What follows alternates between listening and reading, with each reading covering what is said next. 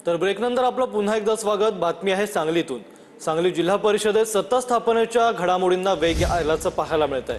काँग्रेस आणि दोन्ही राष्ट्रवादींचे सदस्य अदनास्थळी रवाना झालेत। भाजपला सत्तेपासून रोखण्यासाठी मवियाकडून जोरदार प्रयत्न सुरू आहेत। सांगली जिल्हा परिषदेत 18 मार्चला अध्यक्षपदाची निवड होणार आहे। जयंत पाटील, विश्वजित कदम, विशाल पाटील आणि चंद्रकांत पाटील यांच्यात कोण बाजी मारणार हे पाहणं महत्त्वाचं ठरणार आहे। जिल्हा परिषद अध्यक्षाचा तिढा अद्याप सुटलेला नाही आहे। येणाऱ्या 18 तारखेला या जिल्हा परिषदेच्या अध्यक्षाच्या निवडी पार पडणार आहेत।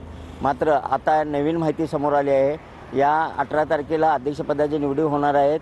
आपण सध्या सांगली जिल्हा परिषदेच्या समोर आहोत। आपण पाहू शकता 18 तारखेला निवड होत असल्यामुळे या ठिकाणी काँग्रेस राष्ट्रवादी दोन्ही सर्व जिल्हा परिषद सदस्य हे अज्ञातस्थळी गेलेले आहेत। काँग्रेस आणि दोन्ही राष्ट्रवादीचे जिल्हा परिषदेचे सर्व सदस्य हे आता सध्या 18 तारखेपर्यंत अज्ञातस्थळी गेलेले आहेत आणि येणाऱ्या 18 तारखेलाच निवडीच्या दिवशीच हे सर्व सदस्य या ठिकाणी परत येणार आहेत। आता कोण बाजी मारतं हे पाहणं महत्त्वाचं ठरणार आहे। कॅमेरामन सुजित सोबत मी शंकर देवकुळे, TV9 मराठी, सांगली।